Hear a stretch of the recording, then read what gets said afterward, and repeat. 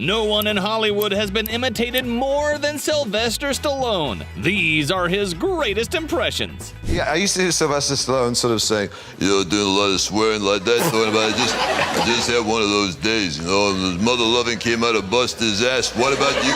I had one of those days. What about you, Alan? Yes, I've had one of those days, too. My mother sent me to the corner shop for a packet of lemon puffs, and I came back with happy faces. So good. How many Stallone films do you need to binge before your impression sounds this good? Yeah, I do all my own stunts, you know what I mean?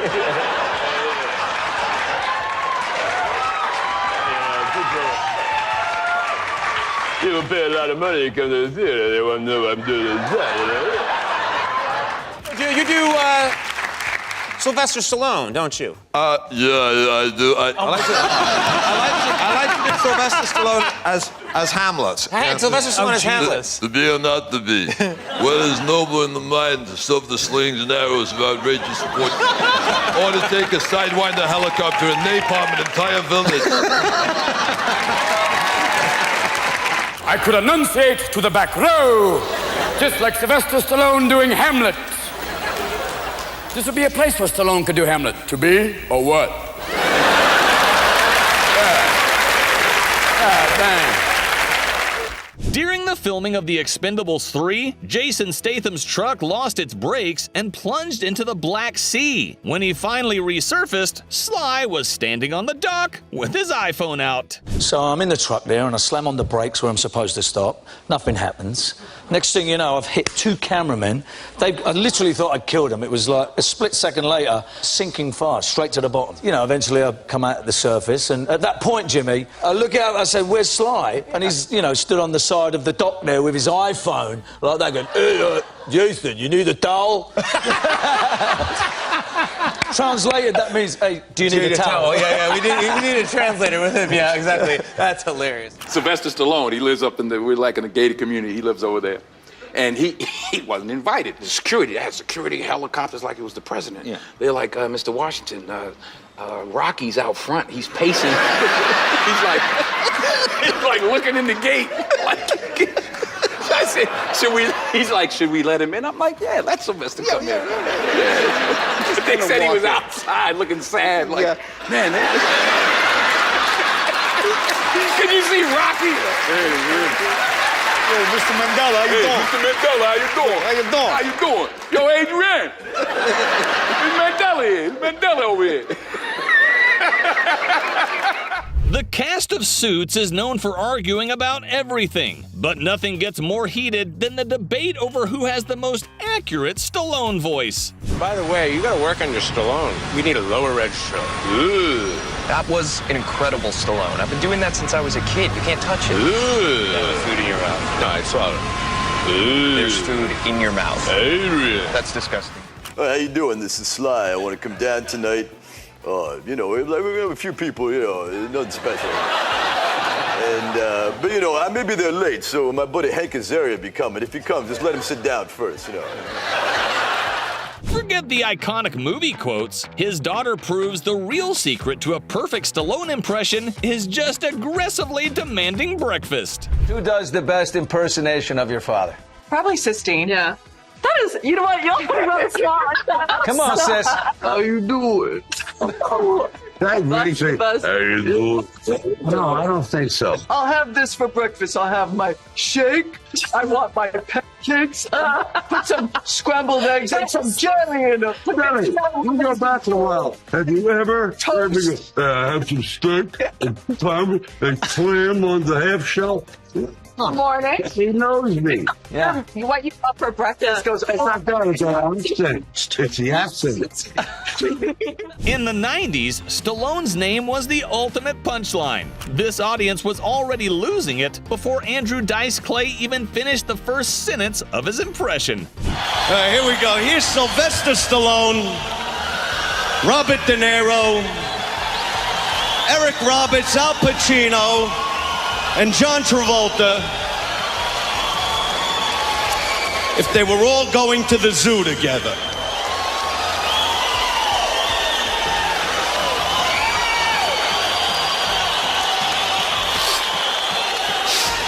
Hey, yo, fellas. You want to check out the zebra? Yo, who wants to see the zebra at the Nero? You want to see the zebra? I know this is your big comeback. And I know I came back from the dead to train you. But this fight tonight is pure insanity. No way, Apollo. You just want to, you move. You move. Easy, Rock. Not too many syllables. I got lightheaded there. Hey, look, listen, I still got the eye of the tiger, you know that. Look, Rocky, you got the eye of a tiger and the IQ of a lima bean. You're not going to be fighting a man tonight. You'll be fighting an animal. Animals don't scare me. Yeah? Well, this one will.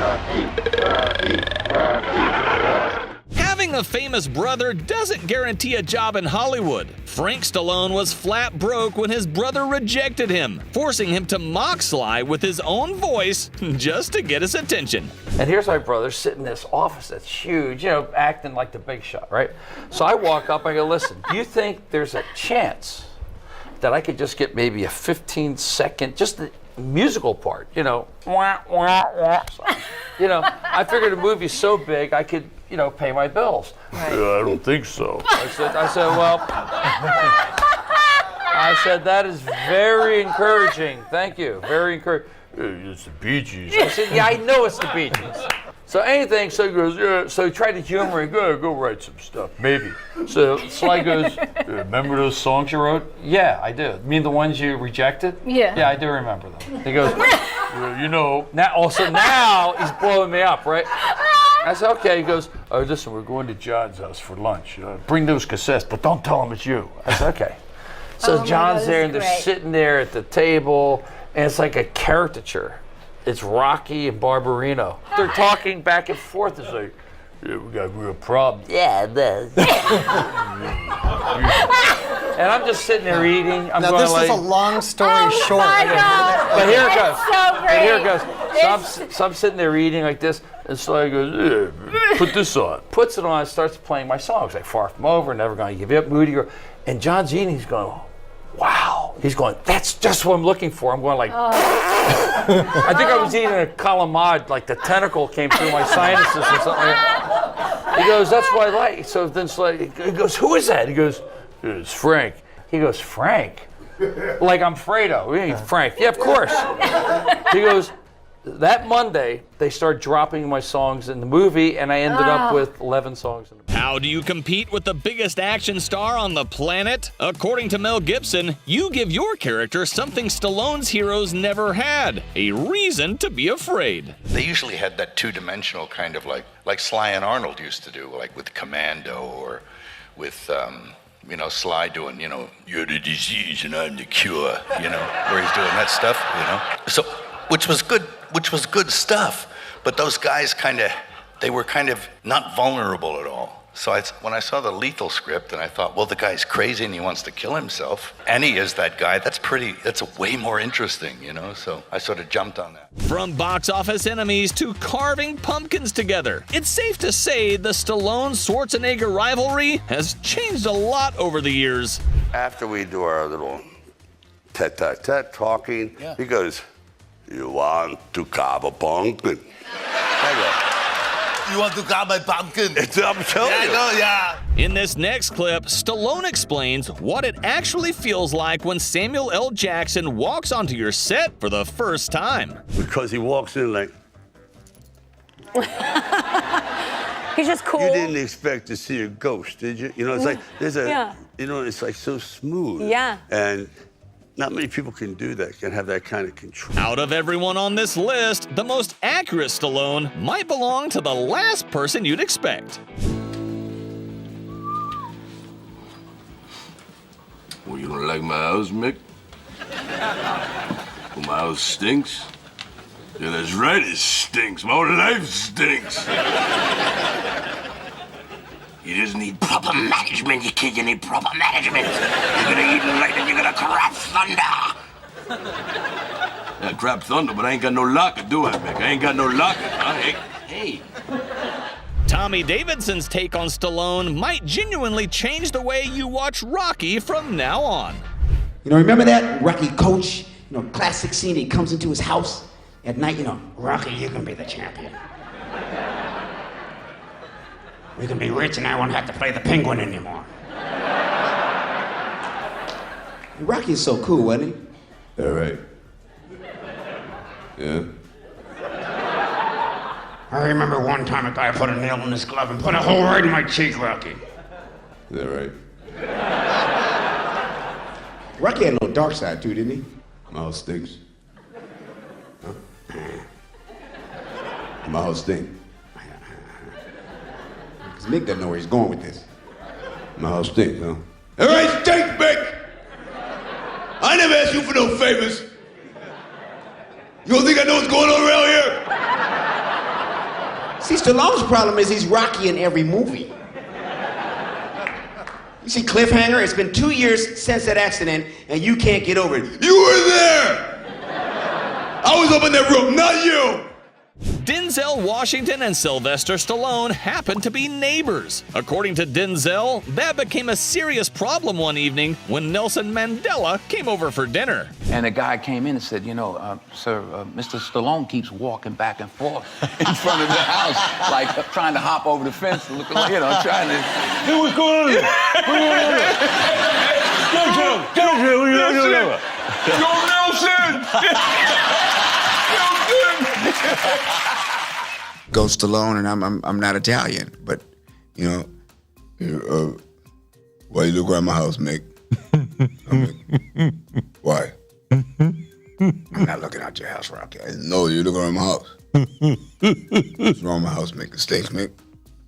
Oh, Mick. All right, stinks, Mick. I never asked you for no favors. Now you want to come to my house, huh? Well, come down to the gym. I couldn't even get a locker. Couldn't even get a locker, Mick. Just do Rocky again one more time. Yeah, I know, but I'm not there yet. Yeah, but I think that you can be the champ, Rob. Well, why are you telling me that? Well, because I think that... Well, then why are you looking around my house, Mick? If you think I'm such a champ, why are you looking around my house? Now you want me to fight the fight. People ask me for my phone number. You don't think I know what's going on here? Well, I'm just gonna go outside. You do that!